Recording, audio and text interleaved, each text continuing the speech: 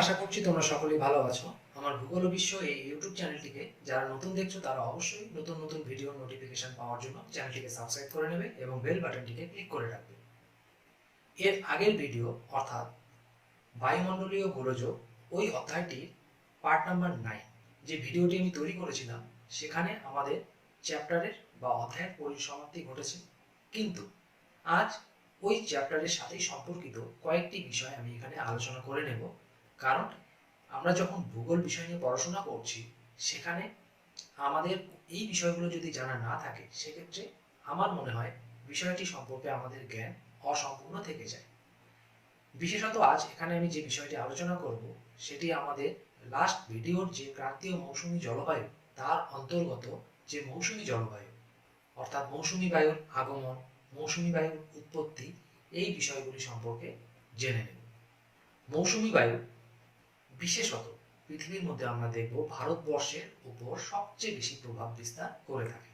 এই মৌসুমী বায়ু তার আগমনকাল, প্রত্যাগমনকাল ঠিক কখন সেটি কোনো বিজ্ঞানী সঠিকভাবে বর্ণনা করতে পারেননি, যে কারণে মৌসুমী বায়ুর উৎপত্তি এবং তার আগমন প্রত্যাগমন এই বিষয়গুলি সম্পর্কে বিভিন্ন বিজ্ঞানী বিভিন্ন রকম মতামত প্রদান করেছে।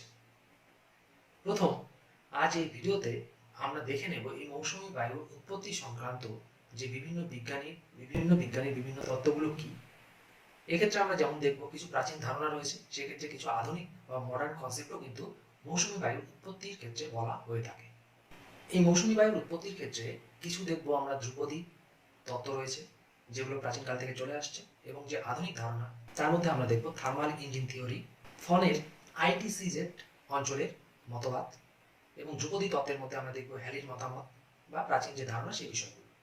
এবং এই মৌসুমী বায়ু আলোচনার সাথে সাথে আমি এর সাথেই সংশ্লিষ্ট বা সম্পর্কিত কিছু বিষয় আজ আলোচনা করে নেব, যেমন মৌসুমী বিস্ফোরণ কি, পশ্চিমী ঝঞ্ঝা কি, এই বিষয়গুলো।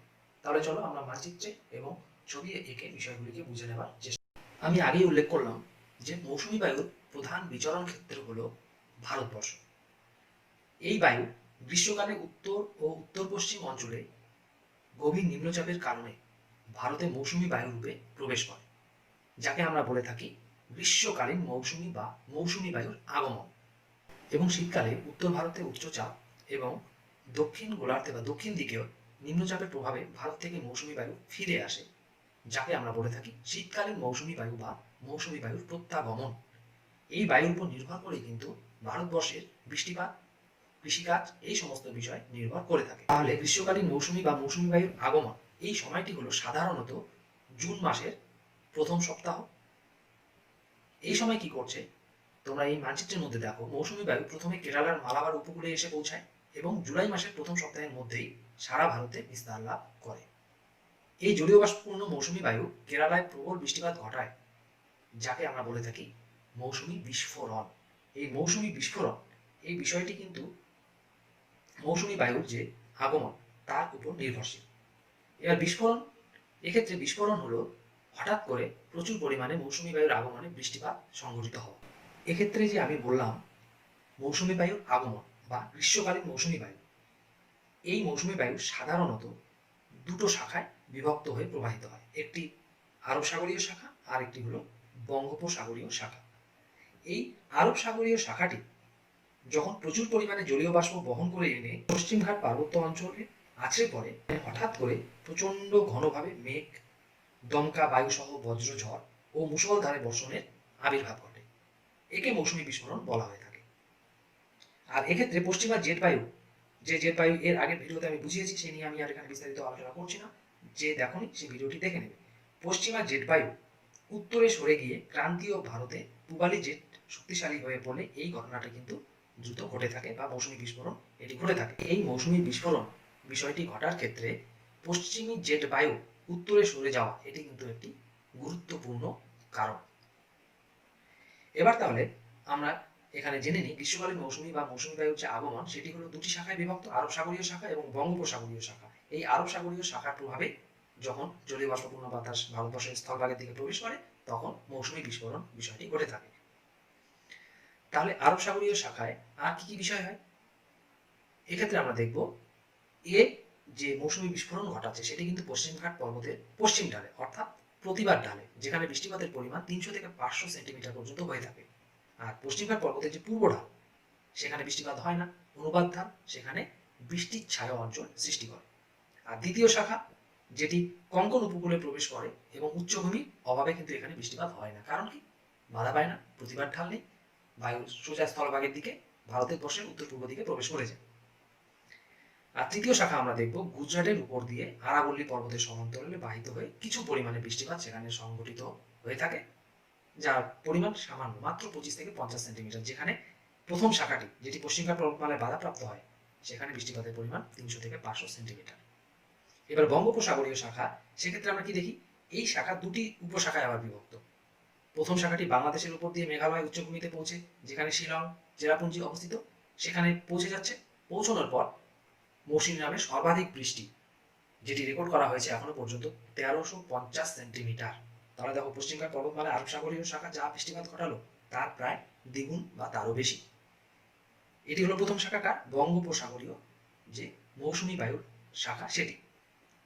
এই বঙ্গোপসাগরীয় শাখার প্রথম শাখাটি মেঘালয় প্রবেশ করলো এবং দ্বিতীয় যে শাখা সেটি হিমালয়ের উত্তর পূর্ব অংশে বাধা পেয়ে হিমালয়ের সমান্তরালে ক্রমশ পশ্চিম দিকে অগ্রসর হয়। এবং যতই পশ্চিম দিকে অগ্রসর হয় ততই বৃষ্টিপাতের পরিমাণ কমতে থাকে, কারণ সেখানে জলীয় বাষ্পের পরিমাণ কমতে থাকে। স্থলভাগের উপর দিয়ে প্রবাহিত হলে সেখানে জলীয় বাষ্প থাকবে না, যে কারণে আমরা দেখব কলকাতায় যেখানে বৃষ্টিপাত পরিমাণ 200-250 সেন্টিমিটার, সেখানে পাটনা আর দিল্লিতে বৃষ্টিপাতের পরিমাণ কমতে শুরু করেছে। অর্থাৎ পাটনা বা বিহারের যে অঞ্চলগুলো, সেখানে আমরা দেখব 120, 125, 130 সেন্টিমিটার, আর দিল্লির দিকে এগোলে সেখানে বৃষ্টিপাতের পরিমাণ 60 সেন্টিমিটার, এবং আরো এগিয়ে গেলে বৃষ্টিপাতের পরিমাণ আরো কমে যায়।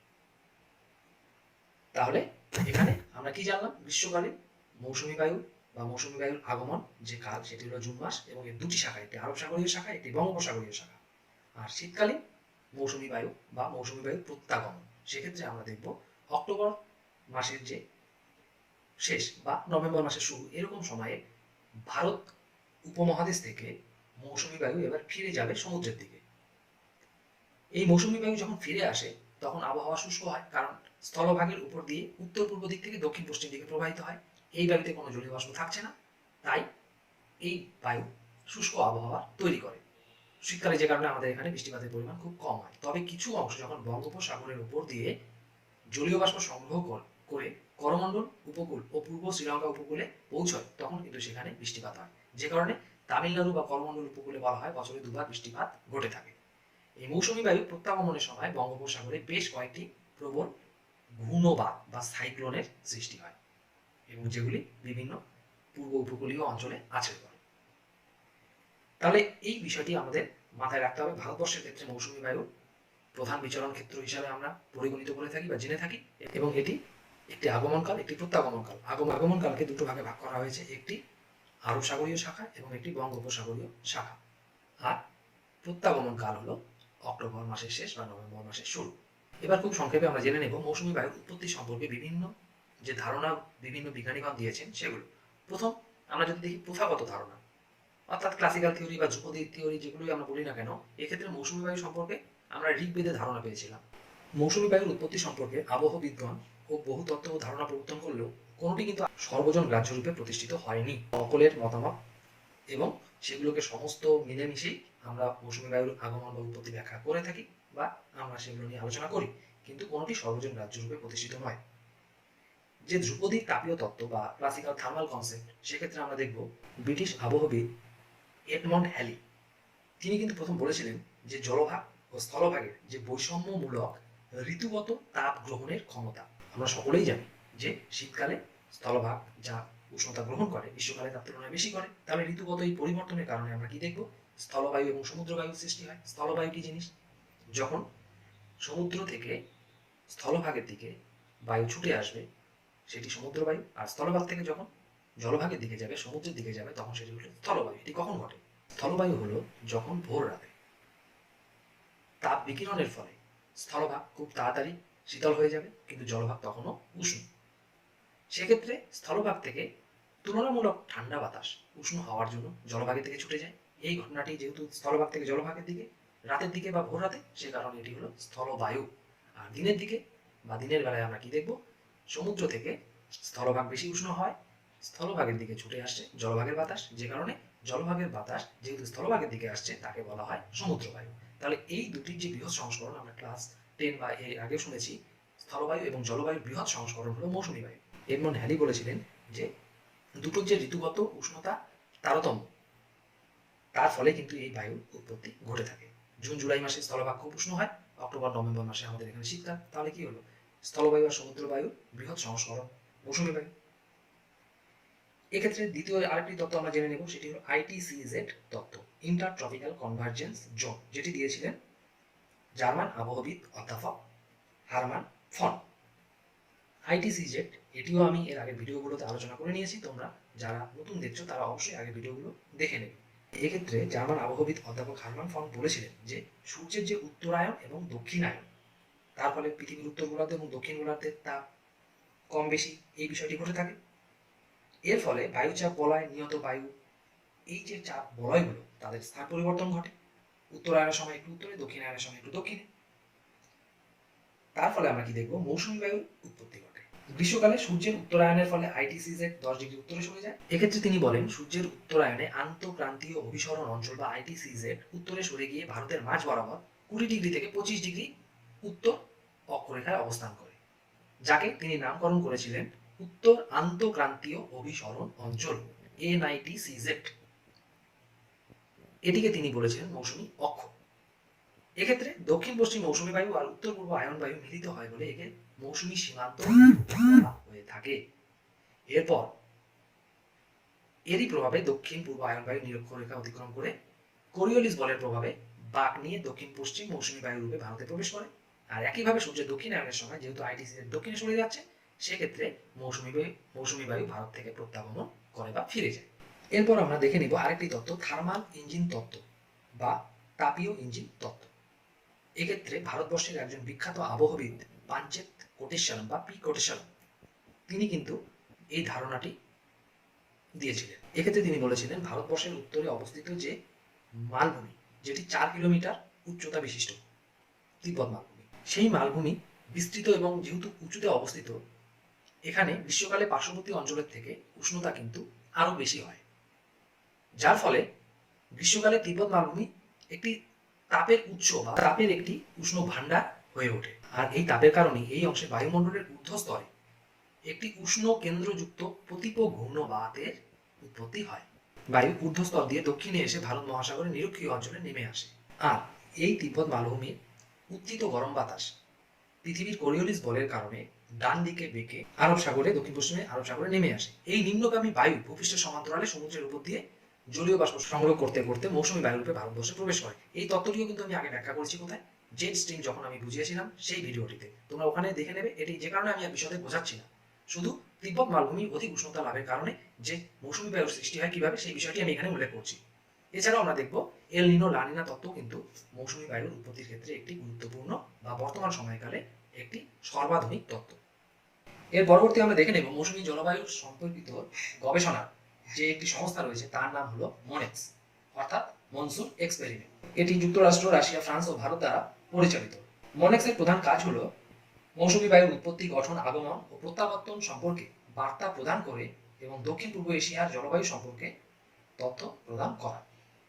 এর পরবর্তী আমরা আরেকটি বিষয় এখানে জেনে নেব, সেটি হলো পশ্চিমী ঝঞ্ঝা বা ওয়েস্টার্ন ডিস্টারবেন্সেস। তোমাদের আমি কিছুক্ষণ আগেই বললাম বা এর আগেও আমি কয়েকটি ভিডিওতে বলেছি, উত্তরায়ণ এবং দক্ষিণায়ন, অর্থাৎ যখন উত্তর গোলার্ধ সূর্যের দিকে বেশি ঝুঁকে থাকে যে সময়কালটিতে, সেটিকে আমরা বলে থাকি উত্তরায়ণ, সূর্যের উত্তর দিকে গমন। এবং যখন শীতকালে দক্ষিণ গোলার্ধ সূর্যের দিকে বেশি ঝুঁকে থাকে সেটি হলো দক্ষিণায়ন, অর্থাৎ পৃথিবী দক্ষিণ গোলার্ধে গ্রীষ্মকালের সূচনা হয়ে থাকে।